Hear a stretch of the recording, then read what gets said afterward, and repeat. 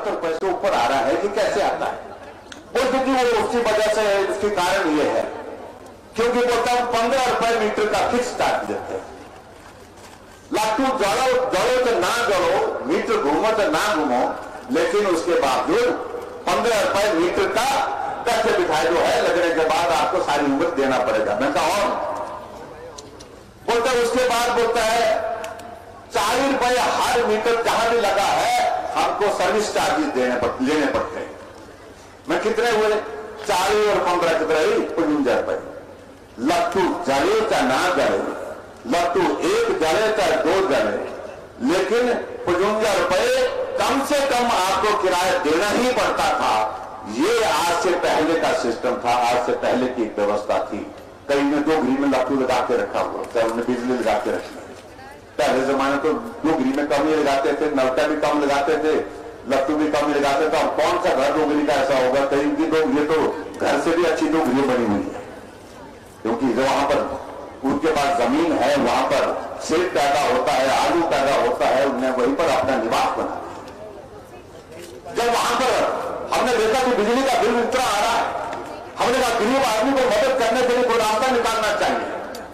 हमने हिमाचल दिवस से पहले जिस दिन हिमाचल का पूर्ण राजत्व था 26 जनवरी को, उस दिन हमने तय किया हम हिमाचल प्रदेश में 7 यूनिट तक बिजली बिना पैसे के बांटेंगे, बिना पैसे के देंगे। और अभी आप सबको बिल आ रहा होगा मेरे ख्याल से, क्या बिल आया? कितने बिल आया? जिनके ज्यादा खर्चे 7 यूनिट तक जाते उनको तो बिल आएगा। जिन्होंने 7 यूनिट से कम खर्ची अभी तक, उनको कितना बिल आया? 0 बिल आया, कोई पैसा नहीं आया। और जुलाई के महीने के बाद में ये मैं आपके बीच में कहना चाहता हूं, जुलाई के महीने में जब होगा बिल आएगा तो 125 यूनिट खर्चने वाले को भी 0 बिल आएगा, कोई पैसा नहीं दिया जाएगा। ये हमने तय किया। क्यों किया था? कांग्रेस बोलते बोलते ये तो गलत आदत डाल दिया। मैंने कहा हमने लोगों को मुफ्त खोर बनाया। मैं कहा तुमने अगर नहीं बनना तो तुम दे दो करके, नहीं बनना तो तुम देते रहो, जितना देना सबका देना, सारे गांव का देना, गांव का देना तो सारे गांव का किराया तो नहीं दे दो। हमने गरीब लोगों के लिए तय किया। हिमाचल प्रदेश में जो लोग गरीब हैं, जो कम बिजली खर्च करते हैं, उनके लिए हमने तय किया। और मैं ये भी मैं कहना चाहता हूं, हम स्वाभिमान के साथ जीने वाले लोग हैं, हम स्वाभिमान के साथ काम करने वाले लोग हैं। आने वाले समय में सारी चीजों को लेकर के हमको आगे बढ़ना है, लेकिन फिलहाल हमने ये तय किया है कि गरीब लोगों के लिए मदद हो, इसलिए हमने तय किया 125 यूनिट तक बिजली जो है हिमाचल प्रदेश में हमारी सरकार फ्री देना शुरू करेगी। और उसके बाद आने वाले समय में हिमाचल प्रदेश में आप सबके आशीर्वाद से सरकार बनेगी। हिमाचल प्रदेश की रिसोर्सेज को और आगे बढ़ाने के लिए हमको क्या क्या कदम उठाने होंगे, उसके लिए हम तब बात करें। लेकिन मैं इतना जो कहना चाहता हूं, हमने मदद करने की कोशिश की। आगे बढ़ करके और बात की, मैंने पानी वालों को पूछा, जल शक्ति मंत्रालय की, मैंने कहा हम जो गांव में जो नलके का बिल देते हैं, पानी का बिल देते हैं, इससे हमको कितना पैसा मिलता है? तो बोलता हूं एक नलके का जो है वो 34 रुपए लेते हैं। कितने लेते हैं? 34-35 रुपए लेते हैं शायद, कभी 2-2, 3-3 महीने का इकट्ठा लेते हैं। मैंने कहा कितना पैसा इकट्ठा होता है? बोले जी ज्यादा नहीं होता, 30 करोड़ रुपए होता। जब 72 लाख की आबादी में पानी का नलका हर घर में लग गया, लेकिन आधे से ज्यादा लोग बिल देते नहीं, आधे लोग से भी कम लोग बिल देते हैं। तो हमने कहा कि 30 करोड़ रुपए ही आता है। बोलते जी बहुत सारे लोग ऐसे जो बिल देते हैं। मैंने कहा क्यों नहीं देते? बोलते नहीं देते, नहीं देते नहीं। तो हमने कहा जब नहीं देते हैं तो बाकियों से क्यों लेते हैं जो देते हैं?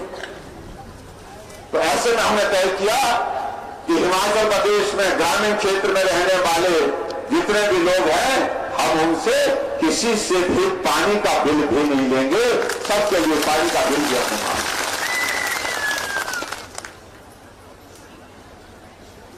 थोड़ा नुकसान होगा, लेकिन उसके बावजूद हमने तय किया कि जब सबके लिए नियम एक जैसा होना चाहिए तो सबके लिए एक जैसा ही होना चाहिए। इसमें बहुत सारी चीजों को लेकर के मैं आप सबके बीच में बात करने के लिए, लंबी बात हो जाएगी, मैं उतना लंबा कहना नहीं चाहता। मैं आप सबके बीच में इतना जरूर कहना चाहता हूं कि एक सफर के साथी बनकर के हम चलते रहे और उस सफर के साथी बनते हुए आप सब लोगों ने हमको हौसला दिया आगे बढ़ने का।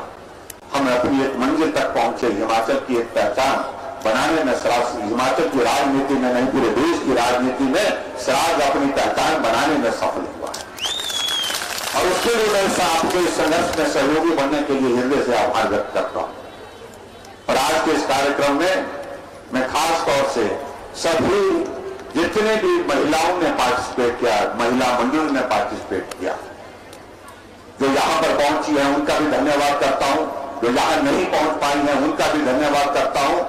उनके इस आयोजन को सफल बनाने के लिए जो सहयोग उनकी ओर से मिला उसके लिए मैं दिल से उनको बधाई भी देता हूं। और हो सकता है कुछ बातों को लेकर के कई जगह ऑर्गेनाइज करने में आगे पीछे हो गया होगा, कुछ कमी रह गई, त्रुटि रह गई, कसर रह गई। आने वाले समय में इस कार्यक्रम को और भी भव्य तरीके से हम प्लान करेंगे, ठीक तरह से प्लान करेंगे ताकि इस कार्यक्रम को और बेहतर ढंग से कर सके। लेकिन फिलहाल हम जल्दी में हमने जो कार्यक्रम किया उसमें भी आप सबका अच्छा पार्टिसिपेशन रहा, उसके लिए मैं आप सबका जहां धन्यवाद करता हूं। और वहां मैं ये भी कहना चाहता हूं, मैंने बात कही कि हार जीत का कोई विषय नहीं, यहां सब जीते ही हैं और यहां पर जीत करके ही हमको आगे बढ़ना है। हम सब ये चाहते थे कि सब लोग, आप सब लोग इकट्ठा हो करके चलें, मिल करके चलें, इस कार्यक्रम का हिस्सा बने और मिल करके आगे बढ़ करके हम साथी सहयोगी बन करके आगे के सफर के लिए योजना बना करके आगे बढ़े। और उसके लिए हमने तय किया कि आप सबका पार्टिसिपेशन बहुत जरूरी है। तो आप सब लोगों ने जो पार्टिसिपेट किया उसके लिए मैं आप सबका बहुत बहुत धन्यवाद करता हूं, आप सबको मैं बहुत बहुत बधाई देता हूं। बाकी सारी चीजों को लेकर के मैं बहुत लंबी बात नहीं कहूंगा, मैं इतना ही कहना चाहता हूं कि हम चुनाव के करीब, पिछले विधानसभा के चुनाव में भी मैं पूरे सराज विधानसभा क्षेत्र के सभी पंचायतों में दौरा करके आया था। अब की बार का ये चुनाव अलग तरह का होगा और ये संभव नहीं होगा बतौर मुख्यमंत्री कि मैं सभी जगह जैसे मैं पहले आता था वैसे मैं आता हूं। सभी पंचायतों में, सभी पोलिंग बूथ में आना संभव नहीं हो पाएगा। लेकिन मैं इतना जरूर कहना चाहता हूं कि चुनाव का परिणाम निकलने के बाद मैं साल विधानसभा क्षेत्र की हर पंचायत में धन्यवाद करने के लिए मैं जरूर जाऊंगा। ये मैं आपके बीच में आपका आभार व्यक्त करने के लिए, और इसलिए इस दौर को आप लोगों ने संभालना, ये आपके जिम्मे है। ये परीक्षा हमारी नहीं, ये परीक्षा मुझसे ज्यादा आपकी है और आपने परीक्षाओं के एक नहीं अनेक दौर पार किए हैं, सफलतापूर्वक पार किए। 2019 का लोकसभा का चुनाव था, हम आपके बीच में 2-3 बार चलते चलते आप आए, लेकिन ज्यादा समय नहीं दे पाए, लेकिन आप लोगों ने संभाला और इस विधानसभा क्षेत्र में 37,000 की बढ़त आपने उस चुनाव में दी, 37,000 की, जो आज से पहले कभी भी किसी भी मुख्यमंत्री के क्षेत्र में लोकसभा के चुनाव में इतनी बढ़त कभी नहीं हुई, न विधानसभा के चुनाव में। और अभी भी इस भले ही उपचुनाव का परिणाम कुछ और तरह रहा, लेकिन उसके बावजूद भी आपने इस उपचुनाव में भी बहुत बड़ा सहयोग दिया। लगभग 22,000 की बढ़त आपने विधानसभा क्षेत्र से दी, उसके लिए भी मैं आप सबका हृदय से आभार व्यक्त करता हूं। हमारे लिए बाकी चीजों का कोई अर्थ नहीं, कोई महत्व नहीं। कई लोग आएंगे हमारी गैर हाजिरी में यहाँ सबके बीच में बात कहने के लिए, ये नहीं हुआ, वो नहीं हुआ, ऐसा नहीं हुआ, वैसा नहीं हुआ। रही होंगी कुछ कमियां और कमियां कभी खत्म नहीं होंगी, कमियां रहती हैं, हमेशा रहती है। लेकिन उसके बावजूद उन सबको इस बात के लिए जरूर पूछना कि जो हुआ है वो भी तो आपके सामने है, उसको भी तो देखिए।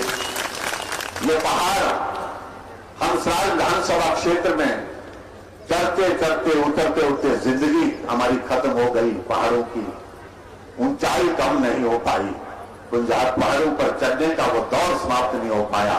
आज चाहे आप शाटाधार जाओ, चाहे तुंगासी धार जाओ, चाहे आप मगरूगढ़ा से छतरी जाओ, चाहे आप गट्टूगढ़ा जाओ, चाहे तपवांडी धार जाओ, चाहे बगड़ा घाट जाओ, चाहे आप कहीं धार जाओ, जहां भी जाएंगे कभी जिक्र होता था जब हम अगली बार जीतेंगे तो हम सड़क जो है वो जाकर के तुगासी धार में पहुंचाएंगे, हम जाकर के सड़क जो है वहां पर जाकर के सूरत हाट में पहुंचाएंगे, घाट के गांव में पहुंचाएंगे, डार में पहुंचाएंगे, ऐसा बोलते थे, सोमगार में पहुंचाएंगे। हमने कभी नहीं बोला, हमने काम किया। और आज मैं इस बात को कह रहा हूं कि सराज विधानसभा क्षेत्र का हर एक पंचायत को हमने सड़क से जोड़ा। ये सारी धारें जो सड़क के बिना थे, आज वहां पर लोग जाकर के पिकनिक मनाने के लिए जा रहे हैं, पर्यटन की दृष्टि से आनंद लेने के लिए जा रहे हैं, चाहे वो कोई भी धार सराज विधानसभा क्षेत्र की है। आज आना जाना आसान हो गया। इस वजह से हुआ, इस वजह से नहीं कि मैं मुख्यमंत्री बना, इस वजह से हुआ कि आप चट्टान की तरह साथ खड़े रहे। और उस वजह से हमको जो मुकाम हासिल हुआ, जब मेरा काम करने का मौका आया तो आपका ऋण चुकता करने की मैंने कोशिश की। ये जीवन का लक्ष्य था, जिस बात को मैं हमेशा कहा करता था। और मैं इस बात को हमेशा कई जगह इस बात का मैं जिक्र करता हूं। जब हिमाचल प्रदेश का निर्माण हुआ तो डॉक्टर वाईएस परमार पहले मुख्यमंत्री दिल्ली गए, दिल्ली में प्लानिंग की, उनसे पूछा गया कि आपका राज्य नया राज्य बना है, इस नए राज्य के लिए आप 3 प्राथमिकताएं आपने बताइए कि 3 प्राथमिकता आपकी क्या है, क्या चाहते हैं हिमाचल प्रदेश में। उन्होंने खड़े होकर के 3 शब्दों का उच्चारण किया कि मुझे अपने हिमाचल के लिए सड़क सड़क और सिर्फ सड़क चाहिए। ये बात उन्होंने कही थी। और उनकी बात कहने का अभिप्राय ये था कि गांव के लोगों के बीच का बोझ उतारना चाहता हूं। और इसी भाव के साथ मैंने सराज विधानसभा क्षेत्र में काम शुरू किया। और आज मुझे इस बात, जहां कई तरह की बातें कहते हैं, किसी को किसी नाम से जाना जाता है, किसी को किसी नाम से जाना जाता है, लेकिन मैंने अपने साथ किसी नाम को जोड़ने के लिए प्रयत्न नहीं किया कि मुझे किसी नाम की वजह से जाना जाए। लेकिन मैं इतना जरूर कहना चाहता हूं। तो सराज विधानसभा में सीएम जयराम ठाकुर का आपने संबोधन सुना। इस दौरान उन्होंने कहा कि 5वीं बार सेवा करने का मौका दे, लोगों से उन्होंने अपने संबोधन में ये अपील की है।